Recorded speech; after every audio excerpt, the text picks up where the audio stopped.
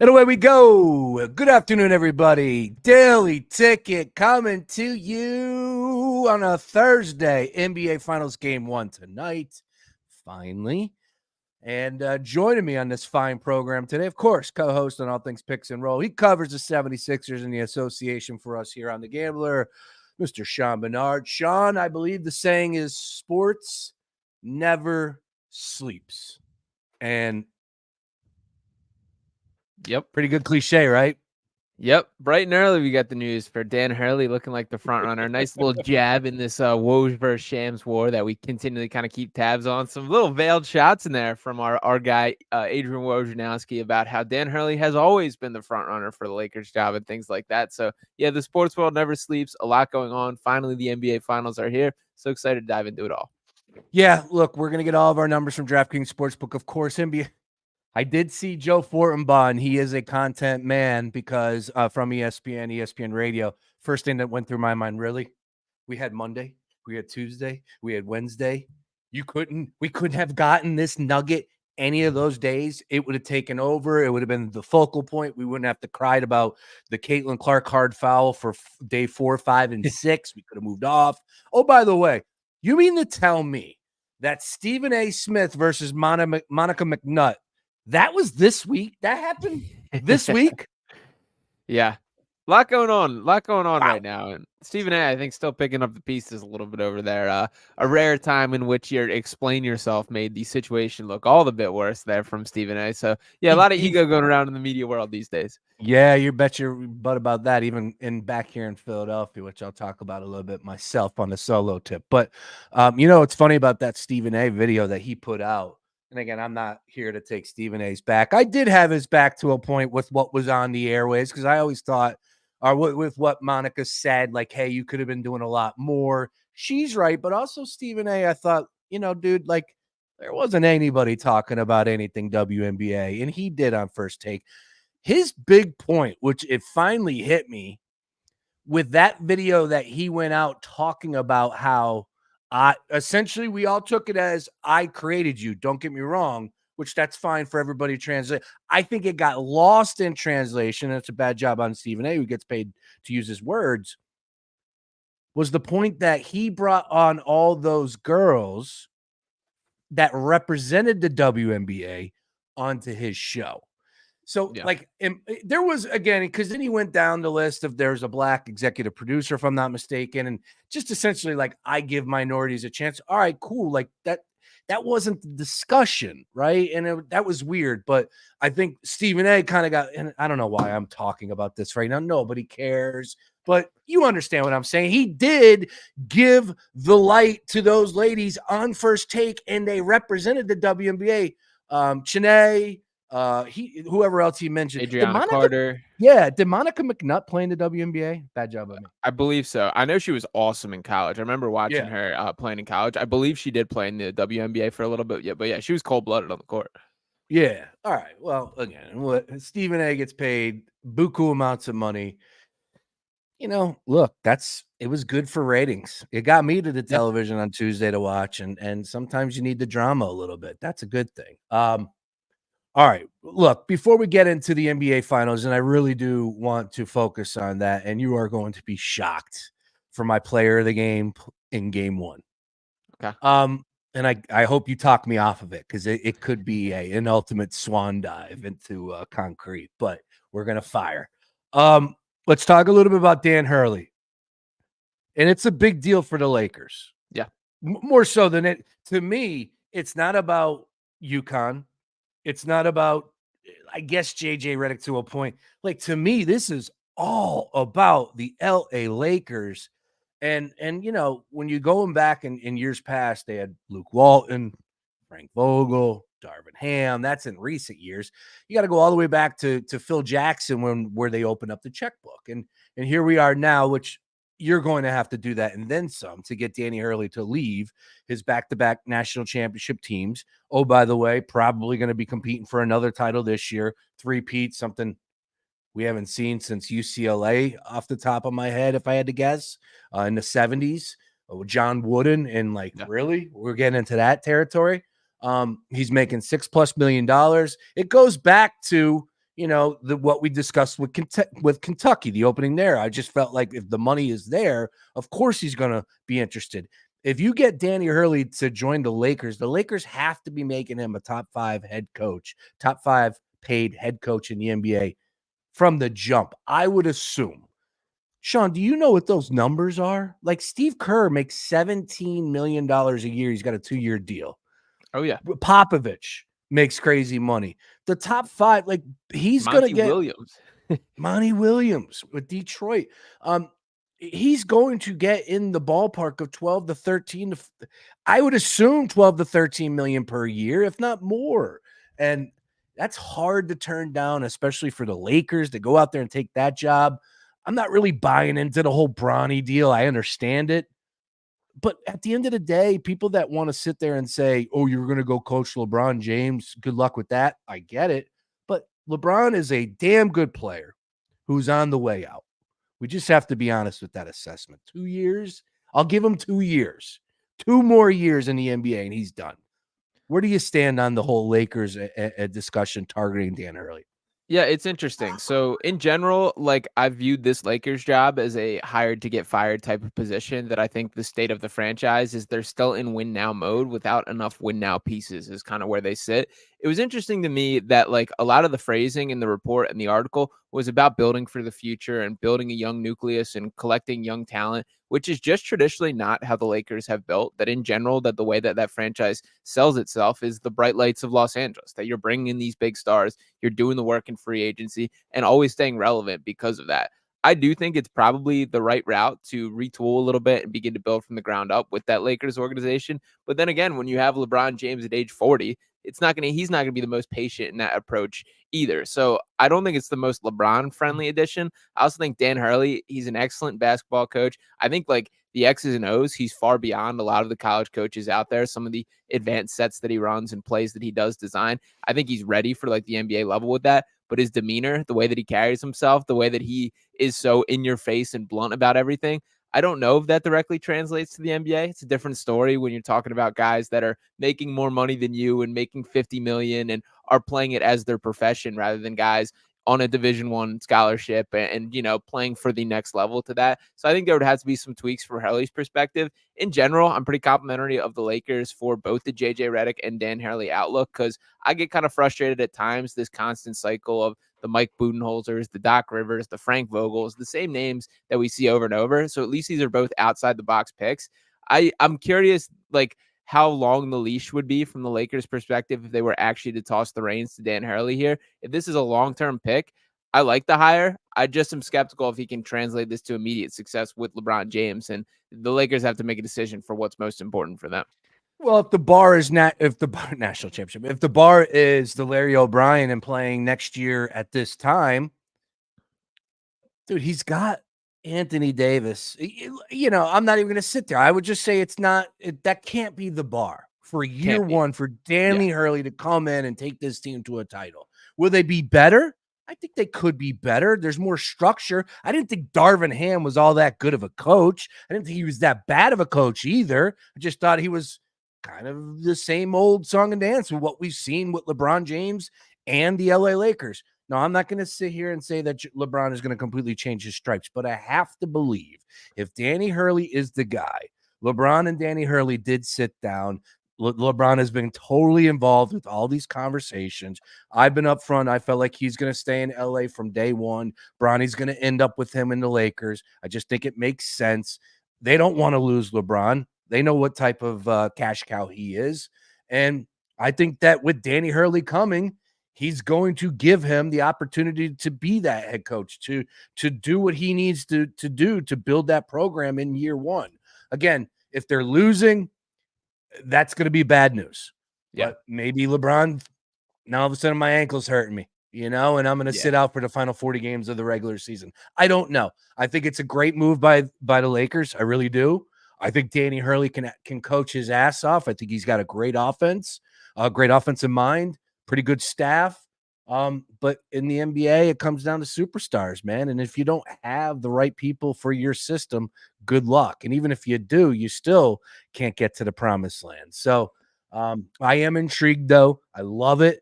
I think it's so interesting from the Lakers' perspective, and that's where my mind is automatically at. And I'm pretty sure a lot of people are as well. But man, this is such a huge splash for the Lakers. I thought the Lakers had buku amounts of money. Here I find out today from Mark Henry Jr. that they applied for a COVID loan. If I'm not mistaken, they got it. Let me pull that article up. Like, they don't spend money on coaches. They just don't. They got a small business loan. A salary cap perspective or in general funding you're talking about? No, for the coaches, for coaching. Because the last big coach that they had was Phil Jackson. Now, Mark Henry Jr. sent this to me from CNN. How exactly did the LA Lakers get a small business loan? They don't spend money on coaches, and they're going to have to offer Hurley a ton of money to go out to LA. Yeah, I think a part of it also, like Hurley has spoken about in the long term wanting to try the NBA waters and see how it translates. It's a little bit similar to the conversation that we had about Kentucky. Like when you get a call from the Los Angeles Lakers, like there's a finite amount of opportunities that's ever going to pop up. It's more likely than not, if that he does not accept this now, that door never opens again. And that's what makes it appealing from Hurley's standpoint beyond just the raw numbers there. And also like for my point about like the Lakers striking through free agency, they're more sensitive than probably any other franchise to making sure it portrays positively on their stars from an optics standpoint. But to your point about like, and LeBron is as big as it comes when all of that translates there. But to your point about like being win now, and this is kind of the reason that I say it's a hire to get fired spot that you got to really look at the long term. Like even with LeBron James, even with Anthony Davis, even with these other guys they're going to retool with, say Jared Vanderbilt sticks around, Austin Reeves takes a little bit of a leap. Like, can they get better than the Denver Nuggets, than the Dallas Mavericks, than the Oklahoma City Thunder? Like, the West is deep, and the guys are getting better. Like, Victor Wembanyama is going to be a different story this year. There's going to be more teams emerging. So, like, the Lakers are a good basketball team. They're not going to be in the bottom tier of the lottery or anything like that. But I still don't think there's a championship ceiling with this current roster, regardless of who the head coach is. And I don't think, like, that would be a fair bar to hold, regardless of who you bring in. All right. One more on this movement from possibly Dan Hurley to the LA Lakers. I think he's going. I don't think something like this is out there if he's not. How does this get out there? Woj had it. Would the Lakers be better off by leaking this? Did he stumble upon this? Did he get this? I think that that's more of the case, but this saw the light of the day. Gino Auriemma, if I'm pronouncing that, I should know how to pronounce his name. He's one of the greatest, not the greatest. Yeah. He hopped on Dan Patrick's show, of course, locally, native too as well, and said that he was with Hurley last night. And he said something along the lines of like, you can coach the Lakers to more championships than a guy that's never coached before. Ho hum. Like, where did that come from? So Gino was hearing, Woj had it this morning. I just don't think that's out there at this point in time. If he's not going, I don't see that benefiting the Lakers to getting that out there and forcing Hurley's hand. I believe they wanted Hurley all along, which is what Woj said. Now that I'm saying this today that we just learned it, I believe that they wanted Woj all along. And the reason why we started hearing more about JJ being the guy is because, hey, man, maybe Hurley wasn't giving him the yes or no. He was kind of like, man, I'm interested, but and that's only going to force his hand a little bit here. So maybe the Lakers were like, it's NBA Finals. Let's start sliding this out here. I don't know. I don't know what to make of it. Where do you stand on that conversation? Yeah, I think that's a pretty good way to put it. The JJ stuff has always been a little strange. And by the way, it's very funny, the JJ Redick and Dan Hurley podcast where LeBron talking about what an advanced basketball mind he is. And that's this year's version of the Lakers, interview process there is quite funny to me. I do think like for Dan Hurley here, it depends on what's important to you. Like he can absolutely be king of UConn for as long as he wants to. There's going to be quite the leash for, you're not going to be chased out of there anytime soon, even if you're not cutting down the nets again in the near future. To me, Dan Hurley strikes me as a competitive dude, a guy with that fire that wants a new challenge. And the Lakers is like, as pristine of a, or as like, getting your name in the legacy standpoint as it comes. So I do think there's smoke to this. I do think it ultimately happens. I think the fact that it has got out to the point where he's discussing it with the team, saying that he's at least in discussions, those are all real things to take note of. So I do think Dan Hurley is going to end up being the next coach of the Los Angeles Lakers. And depending on what the expectations and how long the leash is for him, I think there's a chance he ends up one of the great coaches of this generation. All right. He's well on his way. No ifs, Yeah. ands, buts about that. You look at what Billy Donovan did with his time at Florida. Of course, he's talked about in that light. And that's another thing, too, where it's like if he goes to LA, it doesn't work out. Who's ever available at that point in time would probably hire him in a second in college or would fire their head coach currently and then move on to Danny Hurley if he wanted to come back. So I don't think that's really much there. Again, money talks. We'll see how that one works. All right, 60 seconds on this one because I've been trading some tweets with this gentleman in my timeline over a Himbo tweet. Now, Himbo's young, and he's on ESPN, so he's got a little bit of two things going for him where the sky is always following because that's the way ESPN works, right? They got to make everything bigger than what it is.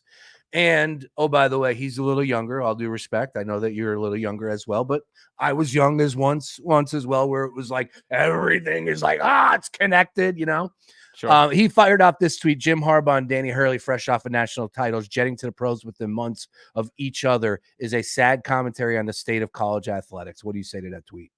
Yeah, I mean, I wouldn't dismiss the whole like the NIL world that we live in and how much that has changed the sphere of college sports by any means. I think Harbaugh is a different conversation because obviously he's been at the NBA, NFL level before and had success in that. Hurley's a bit of a different story where this would be him taking that leap. For Hurley, like he's never going to be more in the spotlight than he currently is, winning back-to-back championships. And there's some like a fair outlook to want to go out on top to an extent. That like you're not ruining it, you're not going through the same struggle of trying to find a way to do it. So I don't think I'd necessarily put it as correlated as he makes it, but there's certainly issues with college sports right now, and I do think that there's other coaches that there's probably clear examples of wanting to get out of there, like the way Jay Wright walked away from the game, I think is probably a clear example of guys not wanting to be involved in college sports and guys who should be the faces of the sport not wanting to be involved in it. So definitely an issue there, but I wouldn't necessarily correlate those two completely. Yeah, and that's where I guess what I did immediately. Now, again, we know Jay Wright stepped away 2-3 years ago, so we knew that, right? Somewhat. Roy Williams and Coach K, to a point. Again, these guys are a little older. I don't expect them to coach to their 90, but still, we can attribute that to the fact that everything has changed with the NIL, the portal, the whole 9 yards. I know that there's some other coaches out there as well that probably were like, man, I'm not dealing with this. There was a college baseball coach that just said that.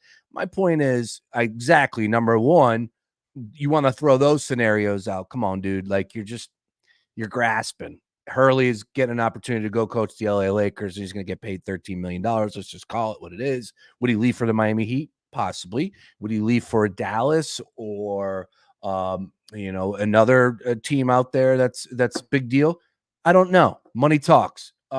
And then for Harbaugh, come on, man. We know what was the deal with Jim Harbaugh. So I guess I focused on that. I'm not here to tell you that everything is great and hunky-dory and all status quo in college sports. But at the same time, I don't think it's necessarily in disarray like that tweet kind of made it out to be.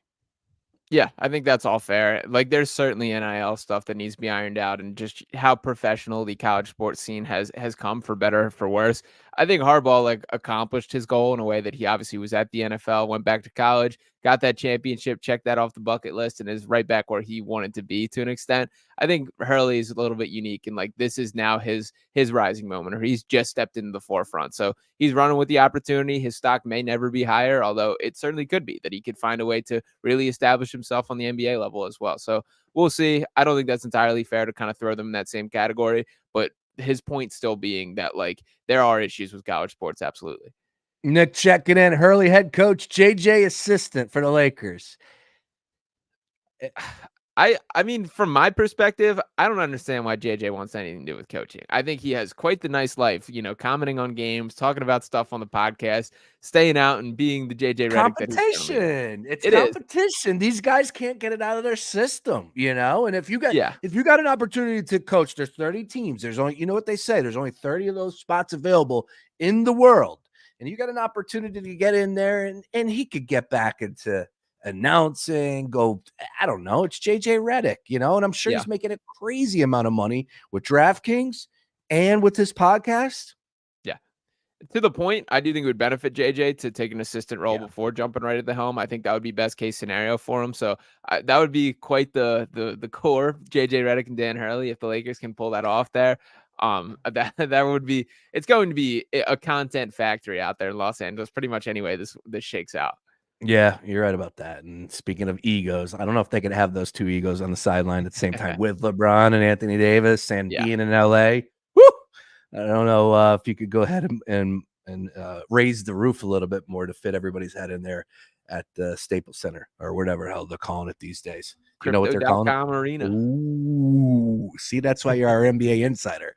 All right, let's get on over to the NBA Finals. The Nick also checked in, and he says Mavs in 6. We'll talk a little bit more about the series. I want to focus on game 1 tonight. Let's fire up DraftKings Sportsbook. Brace promo code. New users take advantage of everything that they have offering for the NBA Finals. No sweat. Same game parlays every day of the NBA Finals. They got the great sign-up bonus. Bet $5, get $150 for the new customers. Please use promo code Brace. All right, let's keep it moving. 6.5, 215.5 is our number tonight. 230 on the money line for the Boston Celtics to take game 1. Mavs plus 190 to sneak into Boston to take game 1. I was really dead set on Boston just owning game 1 tonight, but it's been such a long layoff that I can no longer think that way. And as we get closer here to tip, I'm slowly starting to talk myself into the Mavericks catching the points. I won't lie, like these are the two teams in the NBA Finals, and most times when you get into a finals, whatever it's a 7-game series or even a Stanley Cup playoffs or finals that's coming up on Saturday, where I'm talking myself into Florida. I like Edmonton. I got an Edmonton ticket, but I can see Florida winning. Like, these are the two best teams standing. So if you're gonna sit there and tell me you like the Mavericks, I'm not gonna argue with you. But I do know this: Boston has home court. Boston has expectations. Boston has a damn good tandem at the top. Porzingis, if he's going to be back, of course, Drew Holiday, deeper bench, better shooting team, in my opinion. I could see Boston winning this game tonight, but it's 6.5 too many points. Where do you stand on that? I lean toward yes. I lean toward this being a close game in the Dallas to cover that plus 6.5. I've flip-flopped on it that I've definitely have been in the spot where I believe this is going to be a convincing Celtics victory. I do think the Celtics like squeak one out tonight and find a way to get the win. I do feel like the Mavericks do ultimately win the series. I'm still kind of shocked at how significant the odds are. I believe it's minus 210 in favor of the Celtics for the series as a whole. If you ask me to just predict without knowing, I probably would have put this around like a minus 140, minus 150 in favor of the Celtics. So very surprised for what that gap is. There is a great deal of this best player versus best team conversation with, of course, Luka Doncic being the best player in the series, but no doubt more depth and more overall talent on this Celtics team. Porzingis is the X factor, and that's probably the biggest thing that I'm locked in looking to see tonight is how healthy is he? Is he moving around right? Is there any sort of limp in him? Is he favoring it or any of that? If he's fully healthy and ready to go, I think people underrate like how good Porzingis was this year. He was terrific on both sides of the ball and has been the difference for opening up things in that Celtics offense, playing true 5-out basketball. That's going to push this Mavericks defense in a way that they haven't, that both Lively and Gafford are more comfortable as rim protectors. You're going to ask them to be guarding jump shooters on the perimeter. That's going to be a challenge. Now, on the other side of things, I don't think the Celtics are particularly equipped to match up with the lob threats that Gafford and Lively are either. So there's some interesting advantages and concerns for both sides of the floor for both teams. Ultimately, I think buckle up and it's going to be a good game tonight. So I'll take the plus 6.5 because of that. I agree. I think this is going to be a great game, great series. Boston's going to shoot a ton of threes. If they're knocking them down, good luck. We understand that. Dallas doesn't miss, though, with Luka out there. Luka's just making everything right now. Kyrie, of course, has been filling in nicely. As you pointed out, some of the other guys that are able to do what they need to be, that needs to be done from the team perspective. Just talking defensively, though, with that number, that total coming in at 215.5, a little high for you, just on point. Where do you stand on that one? Because I would just say this much. Like I said, I think that Boston's going to attempt a ton of 3-pointers. If they're knocking them down, good luck. It could be over. But at the same time, it's the NBA Finals game 1. I don't expect it to be too loose. I do expect some defense to be played, maybe slow it down a little bit at times. So I kind of am leaning towards the under on that one. Also, we know defensively what Boston's going to be able to do or should be able to do against, Kyrie and Luka. Now, I'm not sitting here saying shut them down. I'm simply saying that I don't expect Luka to go for 40, for 50. I don't expect Kyrie to go for 30. I expect Luka to go right around his number, 30, 31. Kyrie to go right around his number, 20, 23, somewhere around there. And therefore that this could be a low scoring game to a point. And more defense having at a premium in this series / game one for tonight in Boston. Where do you stand on that one? Yeah, so I do like Luka's point prop tonight. I think Luka's going to get his. I think like the zeroed in focus from Dallas's perspective is from the Celtics perspective is taking Kyrie Irving out of the game. I think they're going to replicate a little bit of the model that the OKC Thunder did, where they threw Jalen Williams at him as a full time, use kind of the size and length. Would not shock me if Jaylen Brown gets that challenge and it's Jaylen Brown guarding Kyrie Irving, which will be a difficult task for Kyrie, no doubt. Luka falls a bit more in the category of he's always going to get his in my mind. He's just so excellent at breaking down a defense and making the right choice, whether that is to score for himself, to get a guy on his back, creating in the pick and roll, to create a lob. So I do think Luka is going to get past that 31.5 number. As far as the game total as a whole, the number came in a bit higher than I expected, so I probably lean towards lower. But I do think there's going to be more scoring in this series than was the case in probably either of the last two series, that I think both these teams are capable. It was interesting when looking at the stats that the Mavericks have had this defensive resurgence, which is a large reason for their success down the stretch. Some of the changes from the regular season till playoff, their defensive rating in the regular season, 114.9, which ranked 18th in the NBA. It's been 111.1, which would rank 4th in the NBA if we use those same standards there. Also allowed 115.6 opponents' points per game during the regular season. In the playoffs, just 103.9. So a significant change in that. A lot of that is, Derek Lively, Daniel Gafford, PJ Washington, these new additions finding a way to click. I think and when you look at the Celtics, they have pretty similar numbers as far as how good they've been. I think for the Celtics, it has a bit more to do with the level of competition versus I'm buying it for the Mavericks. The reason I sit on the Mavericks as a whole is I think they just know their identity so well, and that means a lot to me. So I think to cut everything out here, I do lean under for tonight, but I do think as a whole that there's going to be a little more firepower in the series than people are giving it credit. Yeah, I think it's going to be a hell of a series. Absolutely. Hopefully it's the case. As far as the matchup is concerned, it's one of the best that we've had in quite some time. So I'm excited about this one. All right. So a lot on Dallas' side there. Let's go ahead and focus a little bit on Boston here. You did bring up Porzingis, and that's fine. Really, that's number one for me and for everybody too, as well, in the sports gambling world. It seems like got to see what he looks like. It's great when he's walking out to the floor and he's telling the people I'm playing game one. That's fine. I want to see what he looks like. Let's see what that conditioning is now. He's a big man. I know what Joel Embiid would look like in game one after having a month off, right? Like Porzingis is a big body, and to ask him to just step into game one with everything being tossed at him, I'm wait and see approach. 15.5 is his number here. Jason Tatum is a monster. We know this. I don't think a lot of people really do know what these numbers are, what these guys are doing, but we're talking about some of the greats. We want to focus on Joker. We want to focus on LeBron, and that's fine. Well, what Tatum and Luka are doing, listen to this from NBA Today, 5th and 6th players in the shot clock era since 1955 to lead their teams in total points, rebounds, and assists in the playoffs heading into the NBA Finals. Again, points, rebounds, assists. They join the Joker, LeBron 4 times, Tim Duncan, and Jason Kidd. It's phenomenal the level of that both of these players are playing at. Let's talk about Tatum here, though. It's always a question mark. Is he going to force it? Is he going to be maybe not so much forcing it, but being the guy? Or do you see him playing a little bit of Robin to Batman here and seeing what Jaylen Brown's able to do, seeing what some of the other players like Porzingis can get going here, seeing like Derek White, who's been red hot throughout the course of this season. Where do you stand on Jason Tatum's approach for tonight? Yeah, it will be interesting to see. I expect him to be in attack mode and make a little bit of a statement towards like there's a lot of pressure, probably the most pressure on Jason Tatum versus anybody in this series. You can maybe make a case for Joe Mazzulla, who I think has his doubters as well, but Tatum's going to be the guys where the guy where all the eyes are on from a spotlight perspective. He's in a difficult spot from the way he's talked about that. I saw your tweet earlier and agree with. He's far better than a lot of people give him credit or talk about. But the weird kind of dance to that is he's probably never going to be a top 5 NBA player. I wouldn't consider him that right now when you factor in guys like Nikola Jokic and Luka Doncic that like I think a clear-cut bit above him. And then when you factor in some of the other guys, the Shai Gilgeous-Alexander, Joel Embiid when he's healthy, Giannis when he's at his level, like I don't think Tatum is quite on that level, but he's a very good basketball player. So he's in this kind of weird niche where he's probably never going to be a top 5 guy, but he's probably always going to be a top 10 guy where he is in that range or in the ballpark of it.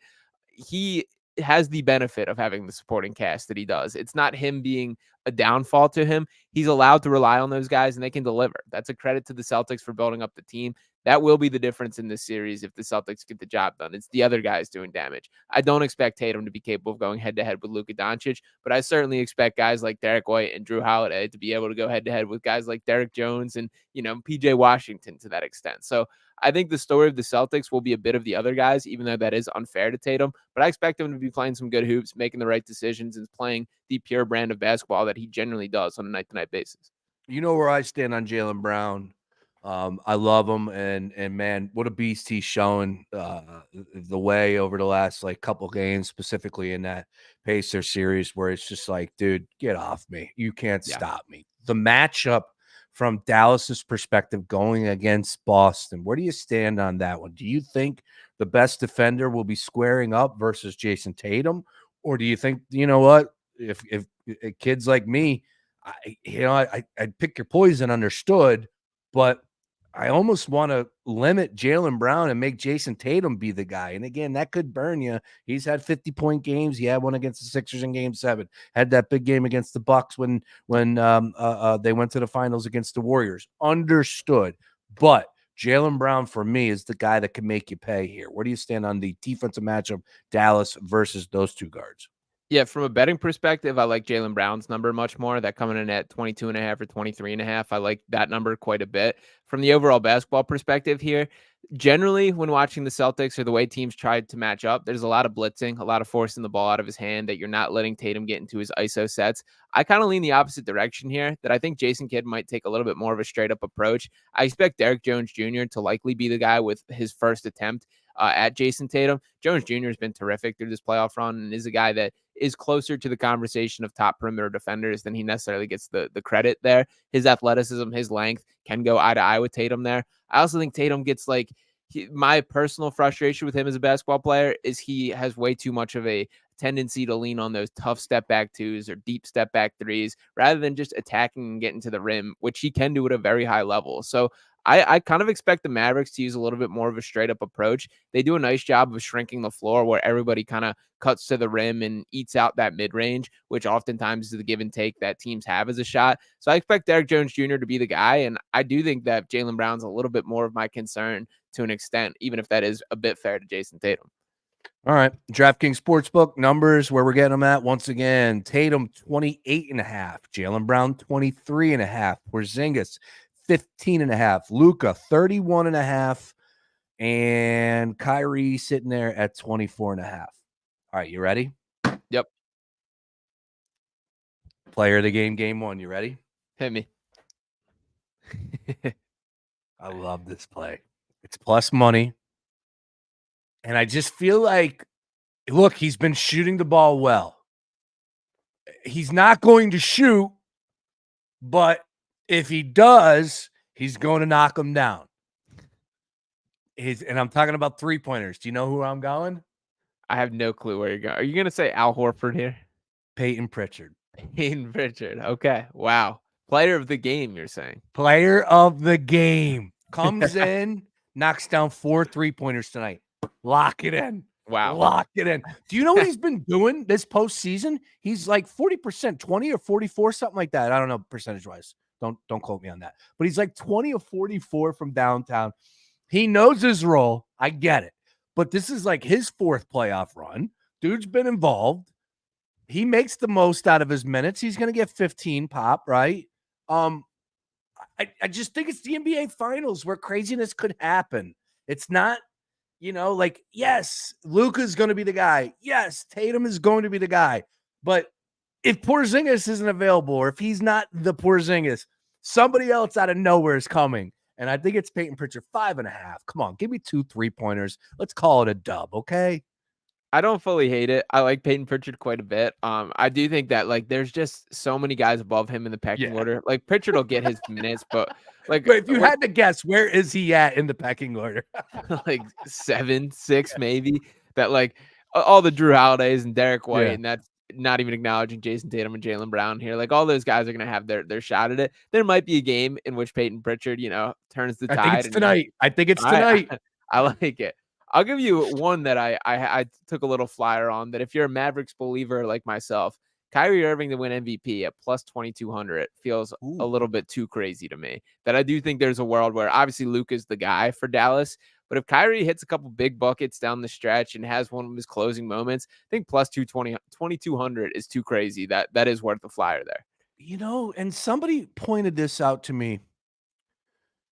Because, dude, there's money to be made on Kyrie Irving in this Yeah. series. From that standpoint, I like that. Also with the finals props, man, DraftKings has so much to choose from. Just get in there and just dive deep into this for an hour. Trust me, you'll find a player or two that you'll like. Brace promo code. The finals player props, threes leader. Kyrie's 7-1, and I'm not going to get too crazy there, but there was a head-to-head with Kyrie and Derek White. Derek Mm, White was minus 140. wow. I go, if that's regular season, I understand it. I get it. But this is the NBA Finals, and I think Kyrie, as he showed us, can be aggressive, can go out there and give you 24 in the first half.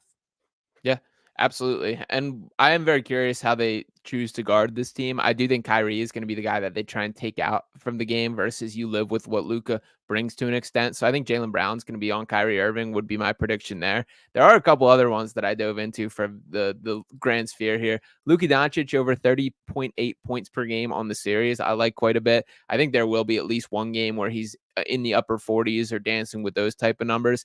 Jaylen Brown over 23.2 points per game. I like as well. I think he's going to do more damage from that. Also, Luka to average a triple double at plus 1,200.